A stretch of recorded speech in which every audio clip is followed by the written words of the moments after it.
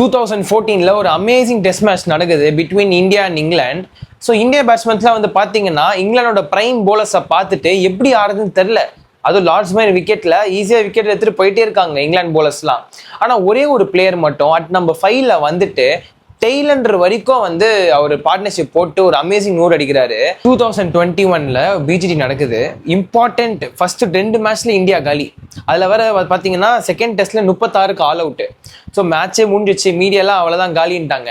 ஆனால் அஜின்கே ரஹானே சும்மா உள்ள என்ன பண்ணுறாருன்னா பேக்கப் பிளேஸ்லாம் வச்சுட்டு அவங்களுக்கு சான்ஸை கொடுத்து அவங்கள பர்ஃபார்மும் பண்ண வச்சுட்டு இவரும் ஒரு 100 அடிச்சு மேட்சை மட்டும் மாற்றல, சீரீஸே மாற்றி வின்னும் பண்ணிட்டாரு.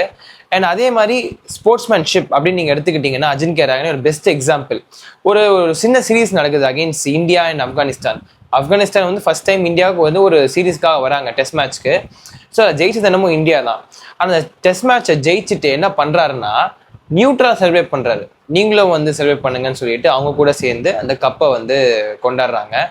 அண்ட் அது மட்டும் இல்லைங்க, 21 and 23 வேர்ல்ட் டெஸ்ட் சாம்பியன்ஷிப் நடக்குது.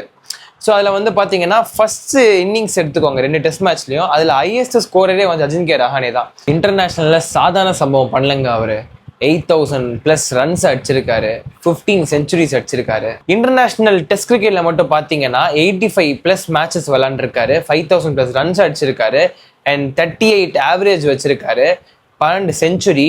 அந்த 12 செஞ்சுரியுமே வந்து பார்த்தீங்கன்னா முக்கியமான செஞ்சுரி.